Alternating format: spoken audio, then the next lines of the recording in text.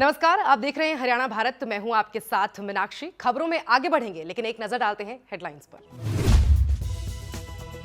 निकिता तोमर हत्याकांड के फैसले से खुश नहीं गृह मंत्री अनिल विज, कहा दोषियों के लिए मांगेंगे फांसी की सजा। मुख्यमंत्री मनोहर लाल ने एक शख्स के मदद को बढ़ाया हाथ। शख्स ने 30 लाख खर्च करके कराया था ट्रांसप्लांट, अब सीएम कराएंगे इलाज। होली वाले दिन किसान कृषि कानून की प्रतियां जलाकर करेंगे विरोध। सरकार से कृषि कानूनों को रद्द करने की मांग दोहराई। प्रदेश सरकार का किसानों को तोहफा नहीं करना पड़ेगा बिजली का इंतजार। सरकार ने खेती में लगवाए सोलर पंप।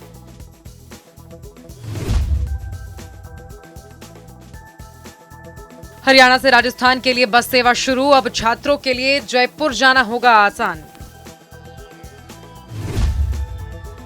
निकिता तोमर हत्याकांड केस में अदालत के फैसले पर प्रदेश के गृह मंत्री अनिल विज संतुष्ट नजर नहीं आ रहे हैं। बड़ा संकेत देते हुए उन्होंने कहा कि कोर्ट के फैसले का अध्ययन किया जा रहा है और कानूनी सलाह भी ली जा रही है।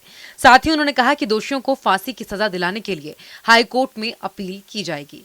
गौरतलब हो कि फरीदाबाद कोर्ट ने मुख्य आरोपी तौसिफ और रेहान को उम्र कैद की सजा सुनाई है। कोर्ट ने दोनों को दोषी करार दिया था, वहीं तीसरे आरोपी को कोर्ट ने बरी कर दिया था। इसके 24 घंटे के अंदर हमने मुजरिमों को अरेस्ट कर लिया था और 11 दिन के अंदर हमने 700 पेज का चार्जशीट दाखिल कर दी थी और हमने फास्ट ट्रैक कोर्ट में लगाया था। और कुल मिला के 5 महीने के अंदर जो मुजरिम थे जिन्होंने ये घिनौना कांड किया था उनको कोर्ट ने सज़ा सुना दी है। हम फैसले का अध्ययन कर रहे हैं और हम इनको मृत्युदंड मिले उसके लिए हाई कोर्ट में। मुख्यमंत्री मनोहर लाल ने एक शख्स को जिंदा दिली दिखाते हुए उसकी मदद के लिए हाथ आगे बढ़ाया। दरअसल शख्स ने 30 लाख रुपए खर्च करके किडनी ट्रांसप्लांट कराया, लेकिन उसे आराम नहीं मिला। उसे शरीर में इन्फेक्शन हो गया। डॉक्टरों ने दोबारा ट्रांसप्लांट की सलाह दे दी, लेकिन शख्स के पास इलाज कराने के लिए पैसे नहीं हैं। इसलिए उसने सरकार से आर्थिक मदद की गुहार लगाई, जिसके बाद मुख्यमंत्री ने शख्स की मदद करने के लिए 2 लाख रुपए की आर्थिक सहायता मंजूर कर दी। देश में कृषि कानूनों को लेकर शुरू हुए घमासान पिछले 4 महीने से जारी है। किसानों ने विरोध करते हुए 26 मार्च को भारत बंद कर दिया और अब किसान दिल्ली की सीमाओं पर विरोध की होली मनाएंगे। इस दौरान किसान नए कृषि कानूनों की प्रतियां जलाकर सरकार से कृषि कानूनों को रद्द करने की मांग दोहराएंगे। किसानों का कहना है कि जब तक सरकार तीनों कृषि कानून को वापस नहीं लेगी, उनका ये आंदोलन जारी रहेगा। हरियाणा सरकार की तरफ से ग्रामीण क्षेत्रों में किसानों के लिए सोलर पंप लगवाने का काम किया गया। सरकार के इस कदम से किसान बेहद खुश नजर आ रहे हैं। सोनीपत के गांव मनोली के खेतों में सोलर पंप से सिंचाई का काम किया जा रहा है। किसानों का कहना है कि उन्हें पहले यहां पर बिजली का इंतजार करना पड़ता था, लेकिन अब सरकार की तरफ से 75% फीसदी के अनुदान पर ये सोलर पंप लगवाए गए हैं, जिससे उन्हें बिजली का इंतजार नहीं करना पड़ेगा। किसान पिछले 4 महीने से हरियाणा के तमाम बॉर्डर पर बैठे हुए हैं और इसे देखते हुए हरियाणा सरकार ने फैसला लिया है कि इस बार किसान की फसल का पैसा उनके खाते में 24 घंटे के अंदर पहुंचा दिया जाएगा और अगर 24 घंटे के अंदर उनके खाते में पैसा नहीं पहुंचा तो उन्हें 9% की ब्याज दर से भुगतान किया जाएगा। वहीं मंडी में आढ़तियों से जब बात की गई तो उनका कहना है कि वो पूरे तरीके से तैयार हैं कि किसानों को इस बार किसी प्रकार से कोई परेशानी का सामना करना ना पड़े। लेकिन जिस तरीके से सरकार बड़े बड़े दावे करती है, धरातल पर उन्हें हकीकत करना मुश्किल दिखाई देता है। हरियाणा रोडवेज ने गोहाना से कोटा राजस्थान के लिए अपनी सेवा शुरू की। साथ ही बता दें कि गोहाना से कोटा जाने के लिए यात्रियों की ओर से लंबे समय से मांग की जा रही थी, जिसके बाद अब रोडवेज ने अपनी सर्विस शुरू कर दी है। हरियाणा रोडवेज का ये सुविधा छात्रों और यात्रियों के लिए बड़ी सौगात है। सोनीपत के ट्रैफिक मैनेजर ने बताया कि यात्री बार बार इसकी मांग कर रहे थे, क्योंकि कोटा से गोहाना आने जाने वाले यात्रियों और उनके परिवार वालों को आने जाने में दिक्कत होती थी।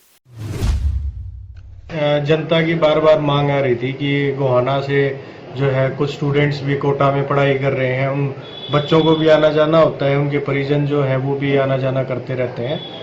इसके अलावा कुछ लोगों को जयपुर के लिए भी सवारी चाहिए थी गोहाना से, तो इस मांग को मद्देनजर रखते हुए हमारे महाप्रबंधक महोदय जी ने जो है निर्देश दिए और हमने इस पे कार्रवाई करते हुए एक बस का संचालन शुरू किया है, जो सुबह 5:50 पर गोहाना से चलकर 6:40 रोहतक से चलेगी और करीबन 9-9:15 बजे रेवाड़ी से और 2:30 और 3 के बीच में जयपुर में पहुंच जाएगी।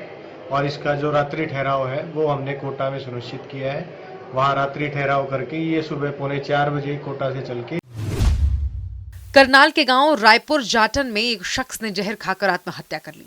मृतक की मौत के बाद अस्पताल में मोर्चरी हाउस में जमकर हंगामा किया गया। दरअसल मृतक के शव को लेने के लिए 2 परिवार पहुंचे। पहला परिवार जिसमें मृतक की मां और पत्नी मौजूद रहीं, वहीं दूसरा परिवार जिसमें वो था जिसमें मृतक पिछले कई सालों से रह रहा था। दोनों परिवारों के बीच विवाद बढ़ने के बाद पुलिस ने मामले को शांत करवाया और मृतक की पत्नी को शव सौंप दिया। ठीक है, फिर दे दें। सर जहर खाया, क्या से डेथ हुई कुछ? नहीं, वो तो बोला था कि जहर खाया। अभी पोस्टमार्टम चल रहा है। जो लड़के के माँ वो परिजन कह रहे कि एसपी साहब ने कहा कि माँ को शव दिया जाएगा, ऐसा? नहीं, अभी कर लेंगे साहब, कार्रवाई चल रही है। कहाँ का मामला है सर, कहाँ का मामला है? ये तो 25 सेक्टर में इसने जहर खाया था। टोहाना की जाखल पुलिस ने नशे के खिलाफ चलाई जा रही मुहिम के तहत एक शख्स के घर पर छापेमारी करते हुए 2200 अफीम के पौधे बरामद किए। हालांकि आरोपी भीम सिंह मौके से फरार रहा। वहीं पुलिस ने मामला दर्ज कर कार्यवाही शुरू कर दी है। गुप्त सूचना के आधार पर पुलिस ने बाजीगर बस्ती के एक घर पर छापेमारी की, जहां पुलिस ने अफीम के पौधे बरामद किए। कल हमारी जाखल पुलिस को जो है गुप्त सूचना मिली थी कि भीम जो है वो बाजीगर बस्ती में अपने घर के बने आंगन में अफीम के पौधे जो है उसने उगाए हुए। जो सूचना पर पुलिस मौके पे पहुंची और ड्यूटी मजिस्ट्रेट को बुलाकर जो है वो चेक किया, तो वहां 2200 पौधे जो है वो अफीम के लगे हुए आंगन में मिले। जो पुलिस को देखकर आरोपी जो है भीम वो मौके से भाग गया। जो नियमानुसार कार्रवाई करके जो है अभियोग अंकित किया गया है और आरोपी की तलाश जारी है। अब खबर यमुनानगर से है, जहां एंटी नारकोटिक्स सेल की टीम ने नशीले पदार्थों के साथ ही एक युवक को गिरफ्तार किया है और आरोपी के खिलाफ केस दर्ज कर कोर्ट में पेश किया, जहां से उसे न्यायिक हिरासत में भेज दिया गया है। इंचार्ज महावीर सिंह ने बताया कि उनकी टीम को सूचना मिली थी कि छछरौली में एक युवक नशीले पदार्थों के साथ घूम रहा है। वहीं गुप्त सूचना के आधार पर युवक को गिरफ्तार कर लिया गया है।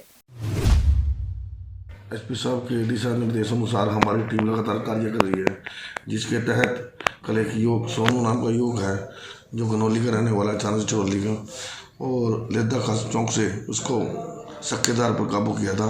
मौके पर ड्यूटी मजिस्ट्रेट बुलाया गया, जिसके कब्जे से 900 ग्राम गांजा पत्ती बरामद हुआ है, जिसको बाद में हमने हमारी टीम ने गिरफ्तार कर लिया है। उससे पूछताछ की जा रही है कहाँ से आता है। हरियाणा की तमाम खबरों के लिए आप बने रहिए हमारे साथ और देखते रहिए हरियाणा भारत। नमस्कार।